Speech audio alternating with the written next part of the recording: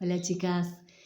Saben que les quería compartir que el año pasado tuve la oportunidad de visitar una aceitera y bueno, que nos hicieron el tour ahí, nos llevaron a conocer en vivo y en directo todo el proceso del fruto del olivo. En esta fábrica tienen en los fondos las plantaciones, pudimos conocer las cosechadoras, toda la gente trabajando y bueno, hoy utilizan máquinas más sofisticadas, pero también nos explicaban acerca del método antiguo, ¿no? La prensa, y bueno, pudimos ver ahí el fruto, cómo iba pasando, todo un proceso etapa por etapa. De molino, de zarandeo, de cómo era picado con la muela en el mortero, cómo va sufriendo esa prensa, ese machaque, cómo se desprende la piel de la pulpa. Y a lo último, bueno, como en otra etapa obtienen una masa, lleva tiempo también el amasado de esa pulpa, se pasa por máquinas centrífugas, se obtienen líquidos, se separan los líquidos y en un proceso final largo, bueno, se envasa y se ponen todos los tanques de acero inoxidable en unos galpones oscuros. Y ahí también se deja reposar. Y bueno, hasta que el aceite llega a nuestra mesa, pasa todo un proceso de prueba, de exposición, y me imagino ese fruto, ¿no? Con vida, de dolor, digamos.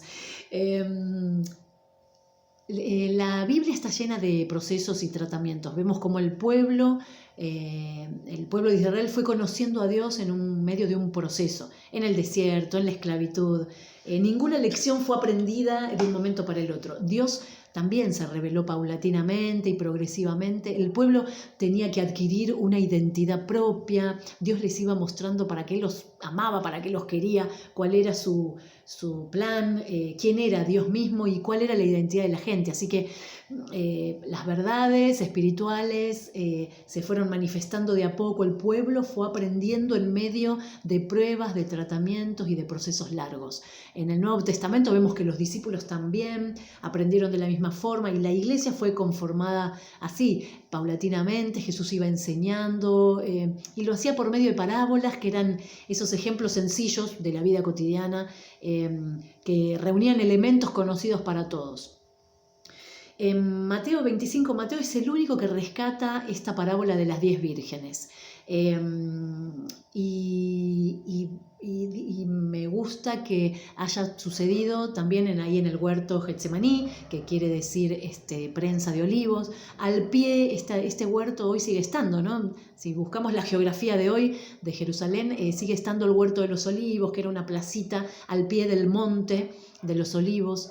Y en este huerto Getsemaní la gente podía ver, los discípulos podían ver todo lo que sucedía alrededor. Se cosechaban el fruto de los olivos, se pasaba por la prensa, ese fruto sufría, era expuesto a estos estadios de prueba y se obtenía el fruto que era el aceite.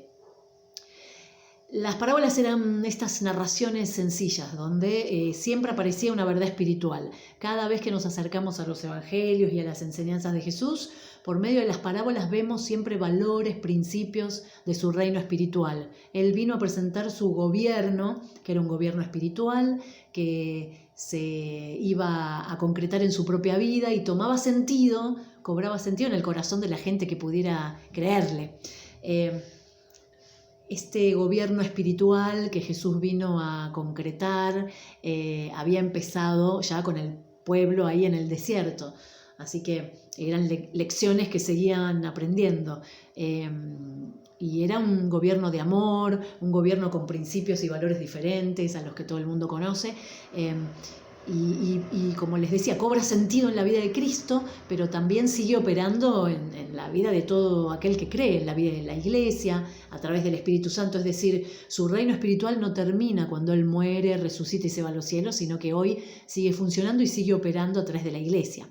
Y a través de todos los que creemos, ¿no? A través del Espíritu Santo, en medio de un corazón crédulo, ¿sí? De todos los hijos que queremos andar con Él y que nos seguimos encontrando con Dios. No se terminó ese gobierno espiritual, no quedó allá en el pasado, en la Biblia, sino que hoy cobra sentido si lo ponemos por obediencia, si lo creemos, si lo tomamos.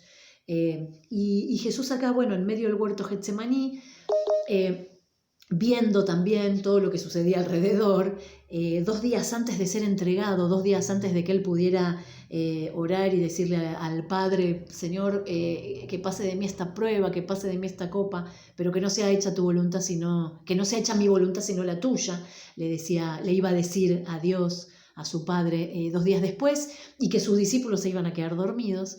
Él ahí mismo, al pie del Monte de los Olivos, les dice que el reino de los cielos, este reino, este gobierno espiritual que él viene a enseñar y a mostrar y a vivir, porque no solo lo dice, sino lo experimenta, lo vive, lo concluye.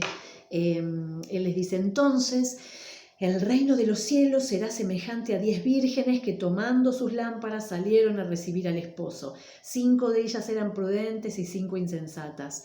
Las insensatas tomaron sus lámparas, no tomaron consigo aceite, mas las prudentes tomaron aceite en sus vasijas juntamente con sus lámparas, y tardándose el esposo, cabecearon todas y se durmieron.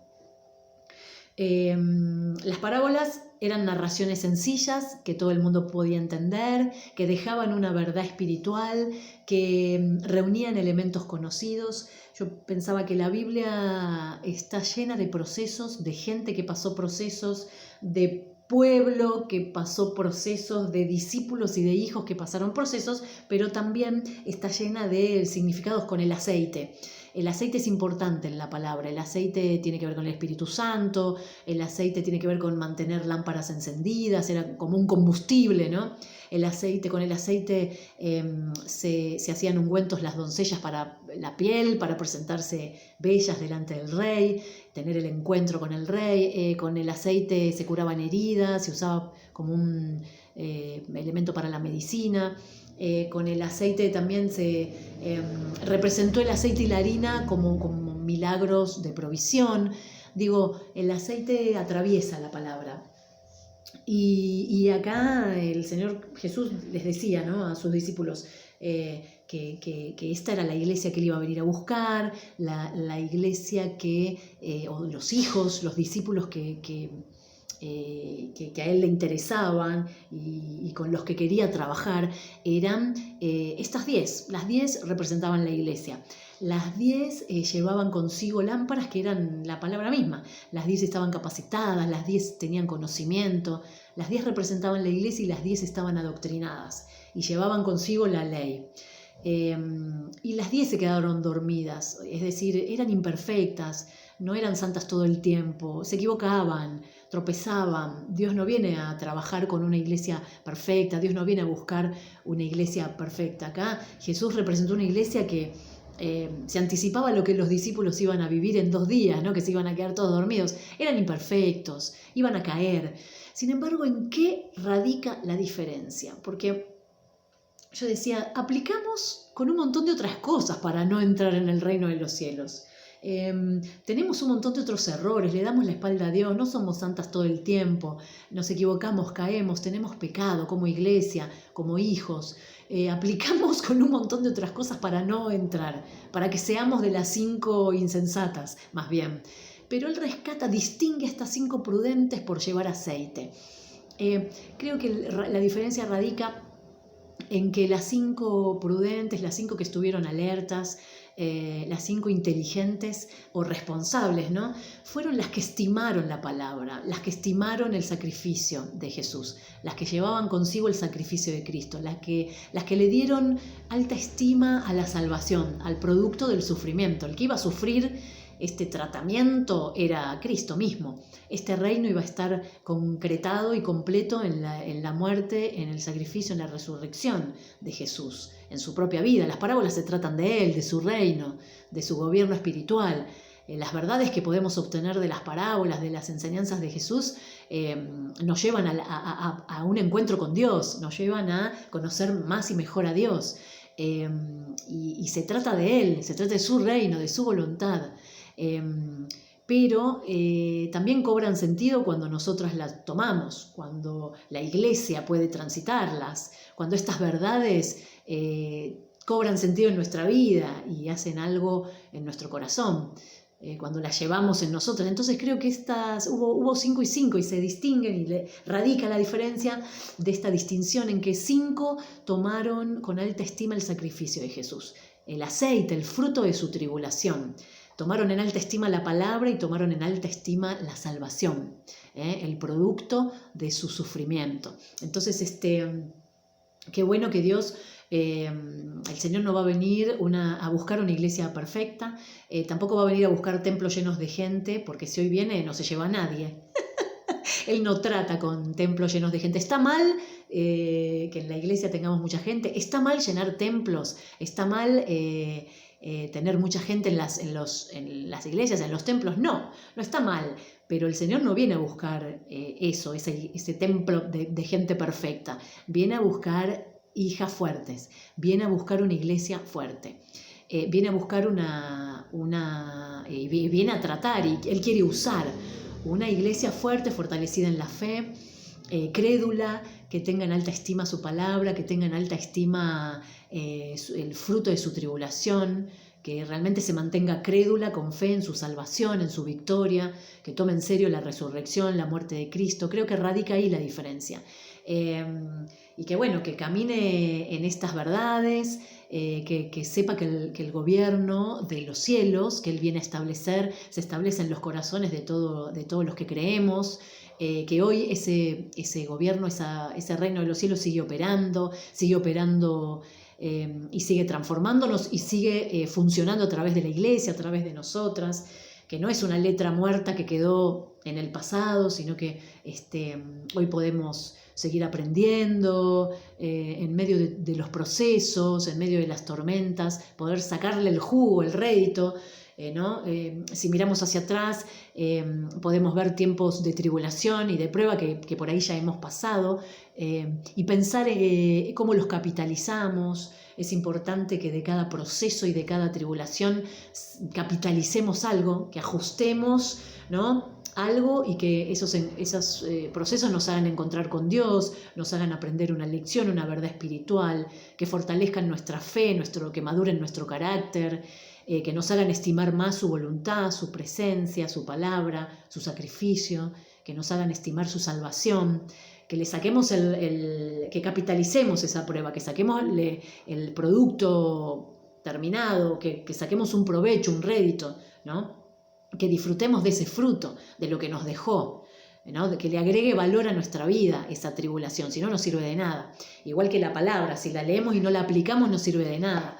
Podemos escuchar de lejos acerca de que Jesús enseñó del reino de los cielos, pero Él nos enseña a que podamos concretar esta palabra en nuestros corazones, que cobre sentido en nuestro caminar, en nuestra obediencia. Así que bueno, nada, la iglesia es la palabra, y la iglesia está llena de procesos. Nuestra vida está llena de procesos. Y el aceite recorre nuestro andar. El aceite es el fruto de la prueba de un producto, ¿no?, de un machaque, de una prensa, de un zarandeo.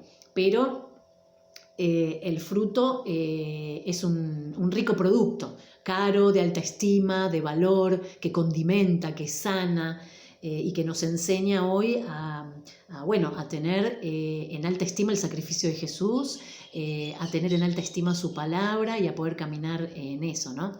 Los tips son buscarlo a Él, tener encuentros con Él, porque ¿cómo hacemos para mantenernos? Bueno, creyendo, llenando nuestra casa de alabanza, rodeándonos de gente sabia, congregándonos, escuchando los mensajes, ajustando lo que tenemos que ajustar, fortaleciendo nuestra fe con amigas sabias, con gente creyente, y bueno, leyendo su palabra, pudiendo practicarla, meditándola, y de esa manera vamos a obtener el aceite, el fruto de la prueba, y a tener la palabra y el sacrificio de Cristo en alta estima. Creo que ahí radica la diferencia, y ahí eso nos fortalece como iglesia. Él viene a buscar esta iglesia fuerte, no perfecta, pero sí que se pueda santificar de esta manera día a día, y bueno, que se refresque nuestra vida con esta palabra, ¿sí? Chicas, estuve cocinando, y como me ven, y No saqué la comida ni antes ni después, porque si la sacaba antes estaba cruda, si la sacaba después se quemaba. Siempre hay un punto justo, un proceso con el cual en el final vamos a poder capitalizar, disfrutar del fruto, de la lección. Y bueno, miren lo que salió. Ahora me lo voy a comer, ¿sí? Mi comida que salió en el punto justo. Y le voy a poner ingredientes, ¿sí? Acá tengo sal, pimienta y el aceite de oliva para darle gusto y sabor.